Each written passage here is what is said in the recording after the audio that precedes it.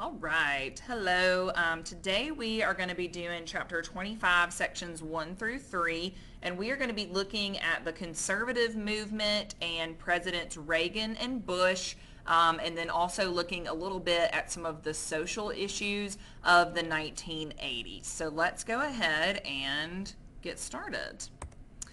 Okay, so ever since Senator Barry Goldwater of Arizona had run for president in 1964, conservatives had argued that state governments, business, and individuals needed more freedom from the heavy hand of Washington, D.C. By 1980, government spending on entitlement programs, which were programs that provide guaranteed benefits to a particular group, was nearly $300 billion annually. And the cost, together with the stories of fraudulently obtained benefits, caused resentment among many taxpayers. Additionally, some people had become frustrated with the government's civil rights policies. Congress had passed the Civil Rights Act of 1964 in an effort to eliminate racial discrimination. Over the years, judicial decisions and government regulations had broadened the reach of this act, and a growing number of Americans looked at all of this with a lot of skepticism because it had become a movement toward equal opportunity. So many people rejected separate schools for blacks and whites as unfair and unequal, but also few wanted to bus their children long distances to achieve a fixed ratio of black and white students. So as the 1970s progressed, right-wing grassroots groups across the country emerged to support and promote single issues that reflected their key interest. These people became known as the New Right. So the New Right focused its energy on controversial social issues like opposing abortion, blocking the Equal Rights Amendment, and evading court-ordered busing. Also called for a return to school prayer, which had been outlawed by the Supreme Court in 1962. The old joke goes, you'll never really take prayer out of school until you take tests out of schools. The joke being that if you didn't study, you're sitting there praying that you're going to pass your test. Ha ha. So many in the New Right criticized the policy of affirmative action. Affirmative action required employers and educational institutions to give special consideration to women, African Americans, and other minority groups, even though these people were not necessarily better qualified for the jobs or for the positions. Many conservatives saw affirmative action as a form of so-called reverse discrimination, favoring one group over another on the basis of race or gender. To members of the New Right, liberal positions on affirmative action and other issues represented an assault on traditional values. So beginning in the mid-60s, the conservative movement in the United States had grown in strength, and eventually conservative groups formed what's called the Conservative Coalition. This is an alliance of business leaders, middle-class voters, Democrats who had become unhappy with the party, and fundamentalist Christian groups. When we say fundamentalist Christian groups, we mean people that believe that every word of the Bible is exactly true. For example, that the world really was created in 7 days, with days being 24-hour periods, not symbolic of 24 hours, but actual 24 hours. So that's what we mean when we say fundamentalist Christians, just a brushing up on your vocabulary there. So conservative intellectuals argued their case in newspapers like the Wall Street Journal and magazines like the National Review. They founded conservative think tanks like the American Enterprise Institute and the Heritage Foundation that developed conservative policies and principles that would appeal to a majority of voters. So religion, especially evangelical Christianity, and when we say evangelical, we mean from the idea that you have to be born again through a personal salvation experience. That plays a key role in the growing strength of the conservative coalition. The 1970s had brought a huge religious revival, especially among fundamentalist groups. And each week, millions of Americans watched evangelist preachers on television or listened to them on the radio. Two of the most influential televangelists were Jerry Falwell and Pat Robertson, and Falwell formed an organization called the Moral Majority. The moral majority consisted mostly of evangelical and fundamentalist Christians who interpreted the Bible literally and believed in absolute standards of right and wrong. They condemned liberal attitudes and behaviors and argued for a restoration of traditional moral values. They worked toward their political goals by using direct mail campaigns and by raising money to support candidates. And Jerry Falwell became the spokesperson for this moral majority. As individual conservative groups formed networks, they created a movement that was dedicated to bringing back what they saw as traditional, quote, family values. They hoped their ideas would help reduce the nation's high divorce rate, would lower the number of out-of-wedlock births, and would encourage individual responsibility and generally revive a bygone prosperity and patriotic times that they thought the United States had previously had. So this is going to lead us to some conservatives winning political power. In 1976, Ronald Reagan had lost the Republican nomination to Gerald Ford in a very closely contested race. 4 years later, in a series of hard-fought primaries, Reagan won the 1980 nomination and chose George H.W. Bush as his running mate.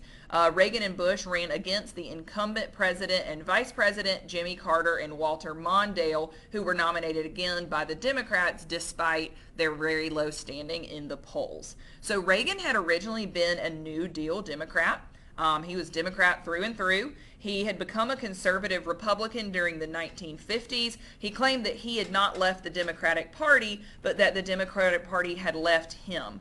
He toured all around the country making speeches in favor of free enterprise and against big government. And in 1964, he actually campaigned hard for Barry Goldwater, the Republican candidate for president.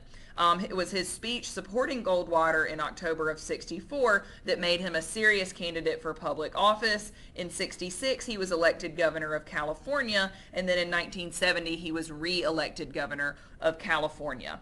In 1980, Reagan ran on a number of key issues: Supreme Court decisions on abortion, pornography, the teaching of evolution, and prayer in public schools. All were concerning conservative voters, and they rallied to Reagan. The prolonged Iranian hostage crisis and the weak economy under Carter, particularly the high rate of inflation, also helped Reagan.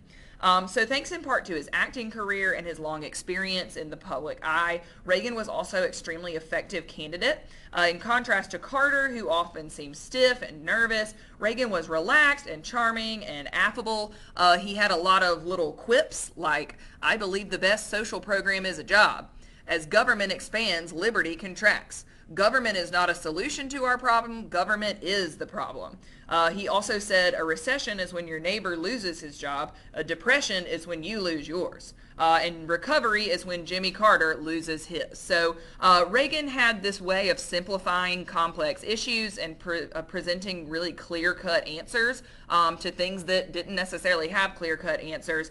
And this led his supporters to call him the great communicator. He also had a great commitment to military and economic strength that appealed to many Americans. He was fiercely anti-Soviet.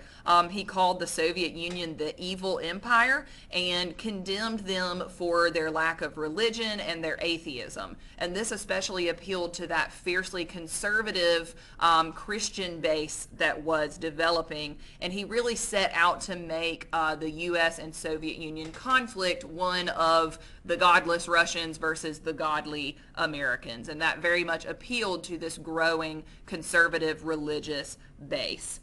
So actually only 52.6% of American voters went to the polls in 1980, and Reagan won the election by a very narrow margin. He got 44 million votes, or 51% of the total, but his support was spread throughout the country so that he carried 44 states and actually won 489 electoral votes, being one of the biggest electoral landslides in history. Republicans also gained control of the Senate for the first time since 1954, and as Reagan assumed the presidency, many people were buoyed by his smile and his assertion that it was morning again in America. So let's look now at what actually happens during the Reagan presidency. So conservative policies under Reagan and Bush. So as soon as Reagan took office, he worked to reduce the size and influence of the federal government, which he thought would encourage private investment. People were really anxious about the economy in 1980, and so their concern opened the door for new approaches to taxes and to the federal budget.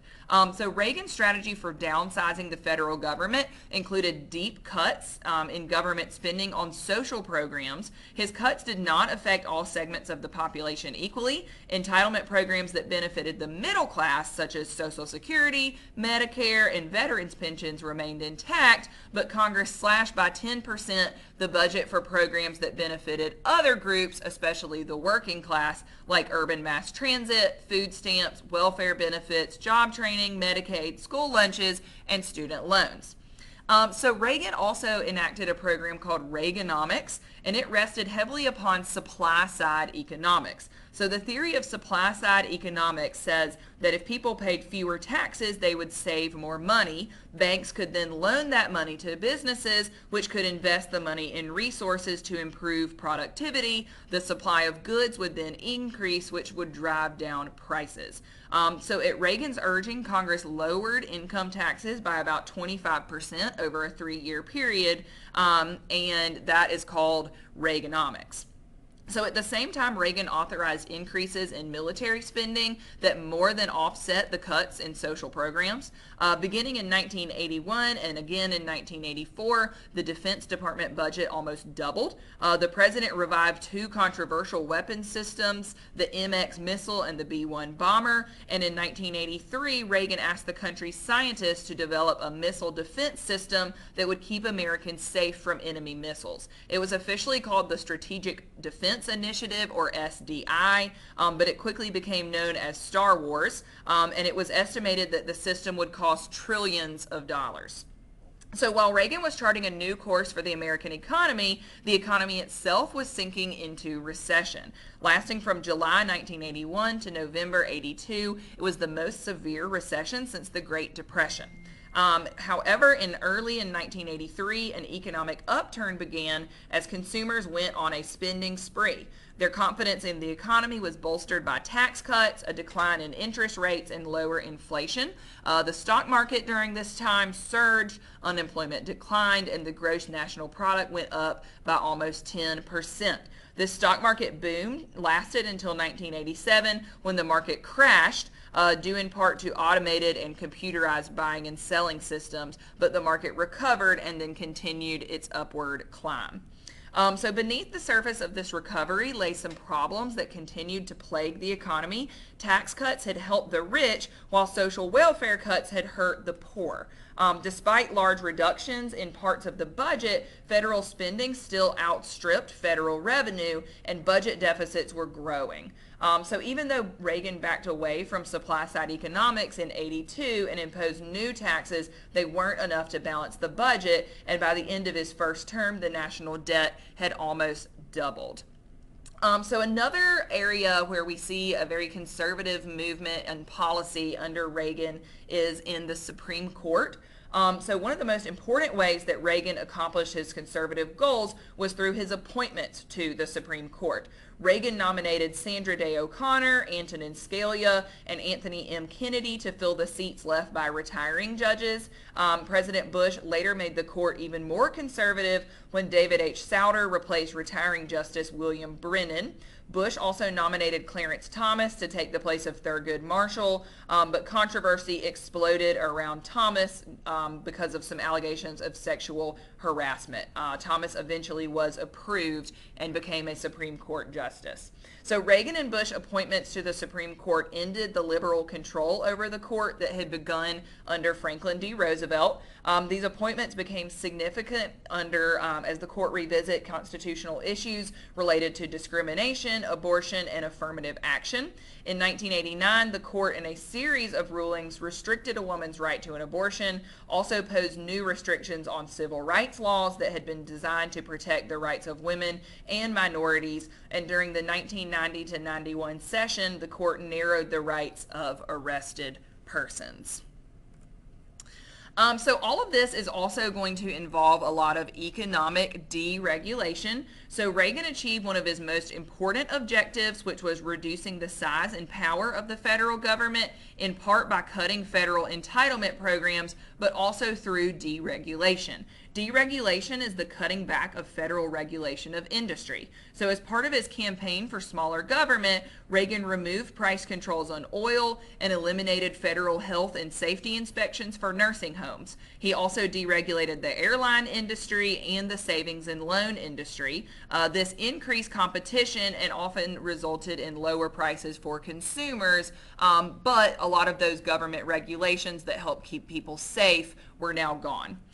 In a further effort at deregulation, President Reagan cut the budget of the Environmental Protection Agency, which had been established under his fellow Republican Richard Nixon just 10 years before in 1970.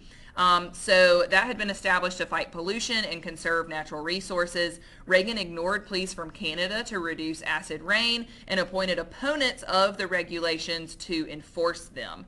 For example, James Watts, Reagan's Secretary of the Interior, sold millions of acres of public land to private developers, often at bargain prices. He also opened the continental shelf to oil and gas drilling, which many people thought posed environmental risk, and encouraged timber cutting in national forest and eased restrictions on coal mines. So it was clear by 1984 that Reagan had forged a large coalition of conservative voters who highly approved of his policies. This coalition was made up of business people who liked deregulation of the economy, Southerners who wanted limits on federal power, Westerners who resented federal controls on mining and grazing, and then Reagan Democrats. So those were Democrats who agreed with Reagan on limiting federal government and thought that the Democratic Party had drifted too far to the left. So in 1984, Reagan and Bush won the Republican nominations for re-election without a challenge. Walter Mondale, who had been the vice president under Carter, won the Democratic Party's nomination and chose Geraldine Ferrero of New York as his running mate, and Ferrero became the first woman on a major party's presidential ticket. The 1984 economy was strong, and Reagan and Bush won by a landslide, carrying every state except for Mondale's home state of Minnesota and D.C. So in 1988, a majority of Americans were economically comfortable. They attributed their comfort to Reagan and Bush. When Michael Dukakis, the Democratic governor of Massachusetts, ran for presidency in 1988 against George Bush, Reagan's vice president, most voters saw little reason for change. George Bush simply built on President Reagan's legacy by promising "read my lips, no new taxes" in his acceptance speech at the Republican convention. He stressed his commitment to the conservative ideas of the moral majority. He asserted that he wanted a kinder, gentler nation, but then his campaign sponsored a number of negative attack ads aimed at his opponents. He told audiences that his opponent was an ultra-liberal whose views were outside mainstream American values, and suggested that he was soft on crime and unpatriotic. So some commentators believed that the negative attack ads contributed to the lowest voter turnout in 64 years because only half of the eligible voters went to the polls in 1988. 53% of them voted for George Bush, who won 426 electoral votes. Bush's electoral victory was viewed, just like Reagan's had been, as a mandate for conservative social and political policies. So what we're going to look at now are some social concerns in the 1980s, and a lot of these can be attributed to some of the changes that are made under this conservative government. So the 1980s is going to see a lot of challenges in society. One of those is some major health challenges. So one of the most troubling issues that concerned Americans in the 80s was AIDS, which stands for Acquired Immune Deficiency Syndrome. It might have begun as early as the 1960s, but AIDS spread rapidly throughout the world. It's caused by a virus that destroys the immune system and weakens the body so much that it's prone to infections and normally rare cancers that the body would usually be able to fight off. AIDS is transmitted through body fluids, and most of the early victims of the disease were either homosexual men or intravenous drug users that were sharing needles. But many people contracted AIDS through contaminated blood transfusions, and children acquired it by being born to infected mothers. As the 1980s progressed, there were increasing numbers of heterosexuals who began contracting AIDS, and as the epidemic grew, so did concern over prevention and cure. A lot of people are very critical of the Reagan administration for not taking more action on AIDS. And a lot of people believe that the reason that AIDS was sort of swept under the rug for so long was that you had this conservative majority in power that saw it as a gay disease, saw it as a drug user's disease, and those were two things that they condemned as part of their religious and social political beliefs.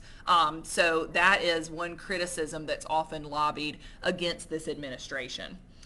You also have the ongoing abortion debate as you have these fundamentalist groups that are coming into power, and as evangelical Christians are gaining more power in the government, you see renewed challenges to abortion. In July 1989, the Supreme Court ruled in Webster versus Reproductive Health Care Services that states had the right to impose new restrictions on abortion, and as a result, abortion restrictions vary from state to state. You also had problems with rising drug use. So a few people argued that drugs should be legalized to reduce the power of gangs who made a living selling drugs, but others called for treatment facilities to treat addiction. The Reagan administration launched a war on drugs and supported moves to prosecute users as well as dealers. A lot of mandatory sentencing laws come out of this administration and this war on drugs, as well as different penalties for different drugs. First Lady Nancy Reagan toured the country with an anti-drug campaign saying, just say no to drugs. So if you've ever heard that, that was Nancy Reagan's deal. There's also changes to education policy. So in 1983, a federal commission issued a report titled A Nation at Risk. It said that American students lagged behind students in most other industrialized nations, and said that 23 million Americans were unable to follow an instruction manual or even fill out an application form. So this touched off a new debate about the quality of education. The commission recommended more homework, longer school days, and an extended school year. They also promoted increased pay and merit raises for teachers, as well as a greater emphasis on basic subjects like English, math, science, social studies, and computer science. So if you've ever wondered why there's such an academic focus within schools, a lot of it has to do with the 1983 A Nation at Risk. This is also going to launch in many ways the school accountability movement that will sort of come to a head in W. Bush's No Child Left Behind. So the crisis in education was closely connected to the cities, or the crisis within the cities. So many undereducated students lived in cities like Baltimore, Chicago, Detroit, Philadelphia, and Washington, D.C. During the 70s, the U.S. had become increasingly suburbanized as more and more white families responded to the lure of new homes and big lawns and shopping malls and well-equipped schools outside the cities. Businesses followed this boom in the suburbs, taking jobs and tax revenue with them. So poor people and racial minorities were often the ones left in cities and burdened by high unemployment rates, crumbling infrastructures, inadequate funds for sanitation and health services, deteriorating schools, and growing social problems. By 1992, thousands of people were homeless, including many families with children. Cities were increasingly divided into wealthy neighborhoods and poverty-stricken areas. So one poverty-stricken area, South Central LA, which had already erupted in violence in 65 and 68, erupted again in 92. 4 white police officers were videotaped beating an African-American man named Rodney King, who had been fleeing from the officers in a speeding car. An all-white jury found the officers not guilty on charges of brutality, and the verdict resulted in riots that lasted 5 days and caused the deaths of 53 people. So another issue in the 1980s is the fight for rights continuing, particularly with women's rights. So women's rights are going to shift to a woman's right to get an equal paycheck. Several factors had contributed to what some people called the feminization of poverty. By 1992, 57.8% of the nation's women were part of the workforce, and a growing percentage of women worked as professionals and managers. But in that year, women earned only about 75 cents for every dollar that men earned. Female college graduates earned only slightly more than male high school graduates, and about 31% of female heads of households lived in poverty. Among African American women, the poverty rate was even higher. New trends in divorce settlements aggravated the situations. Because of new no-fault divorces, fewer women were winning alimony payments, and courts rarely enforced child support payments that they awarded. So to close the income gap that left so many women poor, women's organizations and unions proposed a system of pay equity. Under pay equity, jobs would be rated on the basis of the amount of education they required, the amount of physical strength needed to perform them, and the number of people that an employee supervised. So instead of relying on traditional pay scales, employers would establish pay rates that reflected each job's requirements. By 1989, 20 states had begun adjusting government jobs to offer pay equity for jobs of comparable worth. Women also fought for improvements in the workplace. Many working women headed single-parent households or had children that weren't yet of school age, and so they pressed for family benefits. Government and corporate benefit packages started to include maternity leaves, flexible hours and work weeks, job sharing, and work-at-home arrangements. So some of these changes were launched by individual companies, but others required government intervention. The Reagan administration sharply cut the budget during this time for daycare and other similar programs, making family benefits even more important. So the fight for rights also continued with African Americans. Middle-class African Americans often held professional and managerial positions, but the poor faced an uncertain future of diminishing opportunities. In 1989, the newly conservative Supreme Court handed down a series of decisions that continued to change the nation's course on civil rights. They further limited the scope of affirmative action, policies that were designed to correct the effects of discrimination in the employment or education of minority groups or women. Other decisions outlawed contracts that were set aside for minority businesses. So there continues to be a backlash against affirmative action, and the right for African American rights continues to be a struggle. The last thing that we need to talk about is the gay rights movement emerging. So during the 1970s and 80s, gay men and women began to fight openly for civil rights. The gay rights movement suffered a setback during the early 1980s in the face of conservative opposition and the AIDS crisis, but by the late 80s and early 90s, there was a new surge of gay activism underway in the country. Direct action groups sprang up throughout the country, calling for an end to anti-gay discrimination. And although several speakers at the 92 Republican National Convention condemned gay activism, these speakers were unable to slow the pace of change, and by the year 1993, 7 states and 110 communities had outlawed such discrimination. Okay, so what you need to do now is turn in your packet to the political cartoon about the Reagan administration's safety net. Answer those questions, and then do your comp check. Thanks, guys.